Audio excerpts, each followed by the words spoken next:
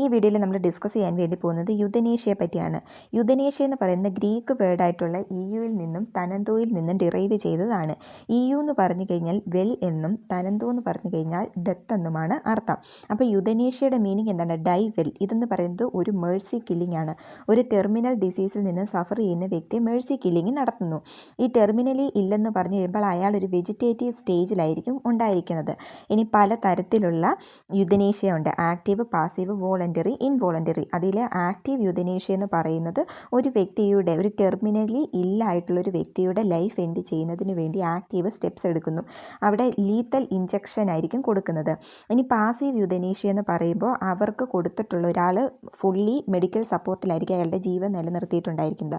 ആ medical support withdraw ചെയ്യുന്നതോടുകൂടി അയാളുടെ മരണം സംഭവിക്കുന്നു. The patient consenting for death is voluntary യുദ്ധനേഷ്യ.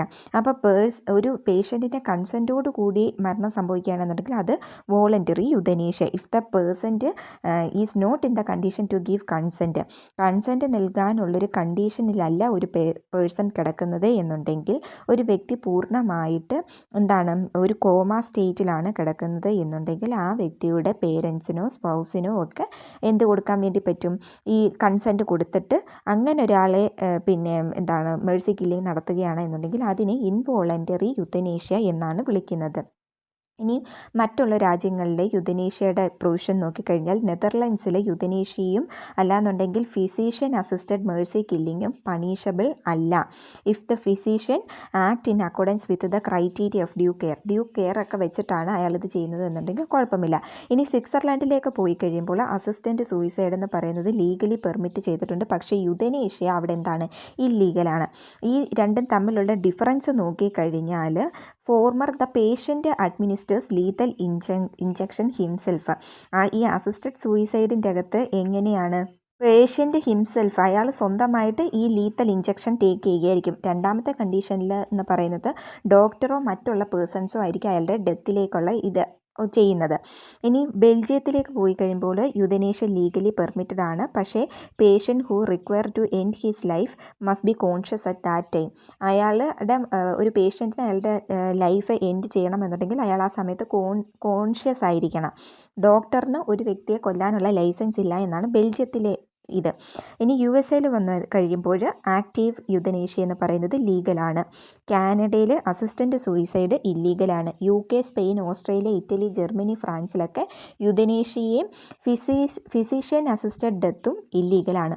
ഇനി ഇവിടെ ഒരു പ്രധാനപ്പെട്ടൊരു കേസുണ്ട്, Aruna Ramchandra Shanbaug versus union of India. ഈ കേസിൻ്റെ അകത്ത് ഈ കേസിൻ്റെ ഡിസിഷൻ വരുന്നതിന് മുന്നേ യുദ്ധനേഷ്യ ഓൺ മേഴ്സി കില്ലിംഗ് എന്ന് പറയുന്നതിനെ IPC ഒരു ക്രൈമായിട്ടായിരുന്നു കണക്കാക്കിയിരുന്നത്.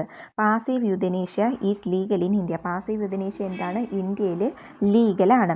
ഇനി മാർച്ച് 7, 2011 സുപ്രീം കോടതി എന്തു ചെയ്തു? പാസീവ് യുദ്ധനേഷ്യ ലീഗലൈസ് ചെയ്തു by means of withdrawal of life support to patients in a permanent vegetative stage. Permanent vegetative സ്റ്റേജിൽ കിടക്കുന്ന ഒരു പേഷ്യൻറ്റിൻ്റെ മെഡിക്കൽ സപ്പോർട്ട് വിഡ്രോ ചെയ്തുകൊണ്ട് പാസീവ് യുദ്ധനേഷ്യ നടത്താൻ വേണ്ടി കഴിയുന്നതാണ്.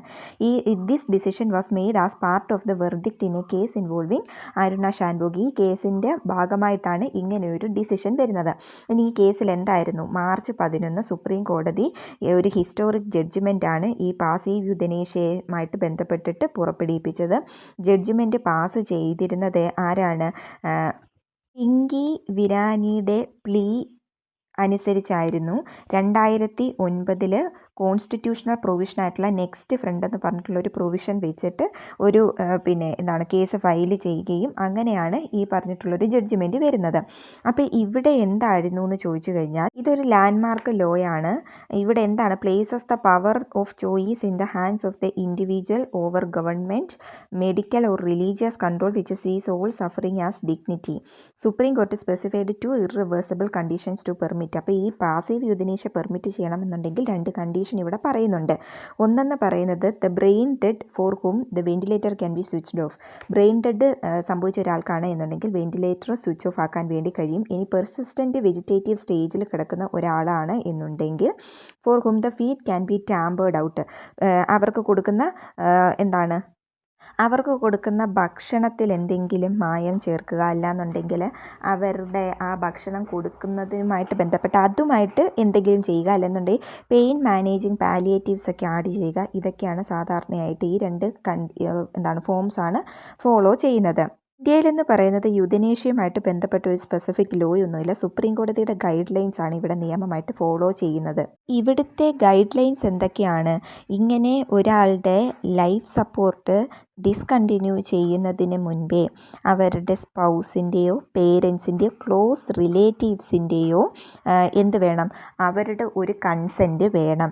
സപ്പോസ് ഇവരുടെയൊക്കെ ആബ്സെൻസിലാണ് എന്നുണ്ടെങ്കിൽ അങ്ങനെ ഒരു ഡിസിഷൻ എടുക്കേണ്ടത് ഈ വ്യക്തിയുടെ നെക്സ്റ്റ് ഫ്രണ്ട് ആയിരിക്കണം. പേഷ്യൻറ്റിനെ നോക്കുന്ന ഡോക്ടറിനും ഇതെടുക്കാൻ വേണ്ടി കഴിയും ഡിസിഷൻ. അതുപോലെ തന്നെ ഒരു നെക്സ്റ്റ് ഫ്രണ്ടോ ഡോക്ടറോ നിയർ റിലേറ്റീവ്സോ ഒരാളുടെ ലൈഫ് സപ്പോർട്ട് വിഡ്രോ ചെയ്യുന്നതിന് വേണ്ടി ഒരു ഡിസിഷൻ എടുക്കുകയാണ് എന്നുണ്ടെങ്കിൽ ആ ഡിസിഷന് എന്ത് വേണം?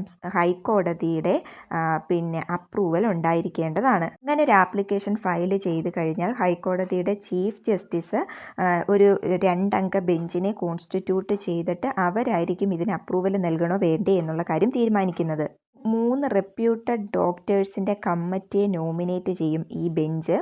അതിനുശേഷം അവർ ഈ പേഷ്യൻറ്റിൻ്റെ കണ്ടീഷനുമായിട്ട് ബന്ധപ്പെട്ടിട്ട് ഒരു റിപ്പോർട്ട് സമർപ്പിക്കും. അതുപോലെ തന്നെ ഇവിടെ ഒരു ഡിസിഷൻ അല്ലെങ്കിൽ ഒരു വെർഡിക്റ്റ് നൽകുന്നതിന് മുന്നേ ഈ റിപ്പോർട്ടുമായിട്ട് ബന്ധപ്പെട്ടിട്ടൊരു നോട്ടീസ് ക്ലോസ് റിലേറ്റീവ്സിനും സ്റ്റേറ്റ് ഗവൺമെൻറ്റിനും കൊടുക്കും. ഈ പാർട്ടീസിനെ ഹിയർ ചെയ്തതിന് ശേഷമായിരിക്കും എന്ത് ചെയ്യുന്നത്? ഹൈക്കോർട്ട് ഒരു വെർഡിക്റ്റ് പുറപ്പെടുവിപ്പിക്കുന്നത്. ഇവിടെ arguments in favour for euthanasia നോക്കിക്കഴിഞ്ഞാൽ the people have the right to self determination. ഇവിടെ പറയുകയാണ്, ഇതിനെ സപ്പോർട്ട് ചെയ്യുന്നവർ പറയുന്നത് ഒരാൾക്ക് സെൽഫ് ഡിറ്റർമിനേഷനുള്ള റൈറ്റ് ഉണ്ട്. അപ്പോൾ അവരുടെ വിധി തിരഞ്ഞെടുക്കാൻ അവരെ സമ്മതിക്കണം എന്നുള്ളൊരു തരത്തിലാണ് ഇവിടെ പറയുന്നത്. Assisting a subject to die might be a better choice than requiring that they continue to suffer. ഒരാൾ കിടന്ന് അവരുടെ ആ ഒരു സഫർ ചെയ്യുന്നതിലും നല്ലത് അവരെ എന്ത് ചെയ്യുക, മരിക്കാൻ അനുവദിക്കുന്നതാണ് നല്ലത് എന്നുള്ളൊരു നിലയിലാണ് ഇവിടെ പറയുന്നത്. അതുപോലെ തന്നെ ഈ യുദ്ധനേഷ്യ പെർമിറ്റ് ചെയ്യുന്നത് കൊണ്ട് ഇവിടെ അൺഅക്സെപ്റ്റബിൾ കോൺസിക്വൻസസിലേക്കൊന്നും ഇത് അൺനെസസറി ആയിട്ട് ഇത് ലീഡ് ചെയ്യുന്നില്ല. പിന്നെ pro euthanasia activities often point to countries like Netherland and Belgium and states like Oregon where euthanasia has been legalised to argue that it is mostly unproblematic. അപ്പോൾ ഈ രാജ്യങ്ങളിൽ പറയുന്നുണ്ട് മോസ്റ്റ്ലി ഇത് ലീഗലൈസ് ചെയ്തു എന്നിട്ട് അവർ ആർഗ്യൂ ചെയ്യുകയാണ് ഇത് അൺപ്രോബ്ലമാറ്റിക് ആണെന്ന്. ഇവിടെ അതർ ആർഗ്യുമെൻറ്റ്സ് നോക്കിക്കഴിഞ്ഞാൽ ഇന്ത്യൻ കോൺസ്റ്റിറ്റ്യൂഷനകത്ത് പറയുന്നുണ്ട് റൈറ്റ് ടു ലൈഫ് എന്ന് പറയുന്നത് ഒരു നാച്ചുറൽ ലൈഫാണ്. ആർട്ടിക്കിൾ 21 അകത്ത് പറയുന്നുണ്ട്. പക്ഷേ യുദ്ധനേഷ്യയും സൂയിസൈഡ് എന്നൊക്കെ പറയുന്നത് അൺനാച്ചുറൽ ടെർമിനേഷനാണ് അല്ലെങ്കിൽ എക്സ്റ്റെൻഷൻ ഓഫ് ലൈഫാണ്. അതുകൊണ്ട് തന്നെ ഇത് ഇൻകൺസിസ്റ്റൻ്റ് ആണ്. ഈ റൈറ്റ് ടു ലൈഫ് എന്ന് പറയുന്ന ആ ഒരു കോൺസെപ്റ്റിനോട് ഇൻകൺസിസ്റ്റൻ്റ് ആണ്. പിന്നെയെന്ന് പറയുന്നത് സ്റ്റേറ്റിന് എന്തുകൊണ്ട് duty to protect life and physicians duty to provide care and not to harm patients. എന്ത് ചെയ്യണം? സ്റ്റേറ്റ് ഒരു വ്യക്തിയുടെ ലൈഫിനെ പ്രൊട്ടക്റ്റ് ചെയ്യുകയാണ് വേണ്ടുന്നത്. അതുപോലെ ഫിസിഷ്യൻ എന്ന് പറയുന്നത് ഒരു പേഷ്യൻറ്റിനെ ഹാം ചെയ്യുകയല്ല, നേരെ മറിച്ച് അവർക്ക് കെയർ നൽകുകയാണ് വേണ്ടുന്നതെന്ന് പറയുന്നു. ഇനി സുപ്രീം കോർട്ട് ഗെയിൻ കൗർ കേസിൻ്റെ അകത്ത് പറഞ്ഞത് എന്താണ്? Right to life under article 21 does not include right to life. Right to life എന്ന് പറയുന്നതിൻ്റെ അകത്ത് എന്ത് ഇൻക്ലൂഡ് ചെയ്തിട്ടില്ല? റൈറ്റ് ടു ഡൈ ഇൻക്ലൂഡ് ചെയ്തിട്ടില്ല എന്നാണ് ഇവിടെ പറഞ്ഞിരിക്കുന്നത്. Caregivers burden. Right to die support ചെയ്യുന്നവർ ആർഗ്യൂ ചെയ്യുന്നത് എന്താണ്? ഒരു ഇൻക്വയറബിൾ ആയിട്ടുള്ള, ഒരിക്കലും പുറത്ത് കടക്കാൻ പറ്റാത്ത അല്ലെങ്കിൽ ഡീജനറേറ്റീവ് ഡിസേബിളിംഗ് ആയിട്ടുള്ള കണ്ടീഷനിലൊക്കെ കിടക്കുന്ന വ്യക്തിയാണ് എന്നുണ്ടെങ്കിൽ ഡിഗ്നിറ്റിയോട് കൂടി തന്നെ അവരെ മരിക്കാൻ വേണ്ടി സമ്മതിക്കുക. കെയർ ഗിവേഴ്സിൻ്റെ ബേർഡൻ എന്ന് പറയുന്നത് വളരെ അധികമാണ്. അവർക്കെന്ന് പറയുന്നത് financial, emotional, time, physical, mental, social അങ്ങനെയൊക്കെയുള്ള ബേർഡൻസ് ആണ് അവിടെ ഉണ്ടാകുന്നത്. റെഫ്യൂസിങ് കെയർ ഉണ്ട്. ഇവിടെ എന്ന് പറയുന്നത് ഒരു ബ്ലഡ് ക്യാൻസർ വന്നിട്ടുള്ളൊരു വ്യക്തിക്ക് അവരുടെ ട്രീറ്റ്മെൻറ്റ് നടത്തണ്ട എന്ന് പറയുന്നു. അല്ലാന്നുണ്ടെങ്കിൽ ഫീഡ് ചെയ്യുന്നത് ഗ്യാസ്ട്രിക് ട്യൂബ് വഴിയുള്ള ഫീഡിങ് ഡിനേ ചെയ്യുന്നതൊക്കെയാണ് ഇവിടെ ഒരു എക്സാമ്പിളായിട്ട് പറയുന്നത്. പിന്നെ recognition of the right to refuse treatment gives a way for passive euthanasia. ഈ പറഞ്ഞിട്ടുള്ള ട്രീറ്റ്മെൻറ്റ് വേണ്ട എന്ന് പറഞ്ഞിട്ട് അത് റെഫ്യൂസ് ചെയ്യാനുള്ള റൈറ്റ് എന്ന് പറയുന്നത് ഒരു പാസീവ് യുദ്ധനേഷ്യയുടെ ഒരു ഇതിൽ വരുന്നതാണ്, ആ ഒരു വേയിൽ വരുന്നതാണ്. ഇനി encouraging organ transplantation. Euthanasia in terminally ill patients provide an opportunity to advocate for organ donation. ഈ പറഞ്ഞിട്ടുള്ള യുതനേഷ്യ നടത്തുകയാണ്, ടെർമിനലി ഇല്ലായിട്ടുള്ള ഒരു വ്യക്തിയിൽ നടത്തുകയാണ് എന്നുണ്ടെങ്കിൽ അവിടെ അവരുടെ ഓർഗൻ ഡൊണേഷനുള്ളൊരു അല്ലെങ്കിൽ ഓർഗൻ ട്രാൻസ്പ്ലാന്റേഷനുള്ളൊരു ഓപ്പർച്യൂണിറ്റിയാണ് അവിടെ വരുന്നത്. അതെന്ത് ചെയ്യും?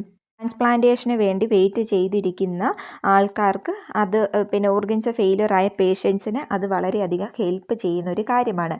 Not only does euthanasia give right to die. ഇവിടെ റൈറ്റ് ടു ഡൈ മാത്രമല്ല കൊടുക്കുന്നത്, റൈറ്റ് ടു ലൈഫ് കൂടിയാണ്. എങ്ങനെ? ഈ ഓർഗൻ ട്രാൻസ്പ്ലാന്റേഷൻ വഴി. ഇനിയും ഈ യുതനേഷ്യ വേണ്ട എന്ന് പറയുന്നവരെന്താണ് പറയുന്നത്? Arguments against യുതനേഷ്യ. അതിലെന്തൊക്കെയാണ് പറയുന്നത്?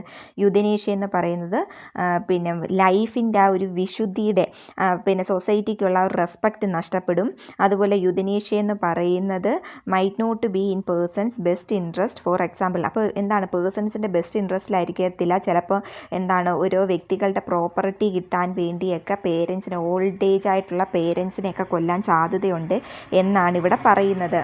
പ്രോപ്പർലി റെഗുലേറ്റിംഗ് ആയിട്ടുള്ള യുതനേഷ്യ ഒന്നും ഇവിടെ ഇല്ല. പിന്നെന്താണ്? പ്രോപ്പർ പാലിയേറ്റീവ് കെയർ യുതനേഷ്യയെ അൺനെസസറി ആക്കി കാണിക്കുന്നു. പിന്നെ യുതനേഷ്യ എന്ന് പറയുന്നത് ഡോക്ടേഴ്സിന് ടു മച്ച് പവർ കൊടുക്കുന്നു. യുതനേഷ്യ എന്ന് പറയുന്നത് കോസ്റ്റ് ഇഫക്റ്റീവ് വേ ആണ്. ടെർമിനലി ഇല്ലായിട്ടുള്ള വ്യക്തികളെ ട്രീറ്റ് ചെയ്യാതിരിക്കാനുള്ള ഒരു മാർഗമായിട്ട് കണക്കാക്കുന്നു.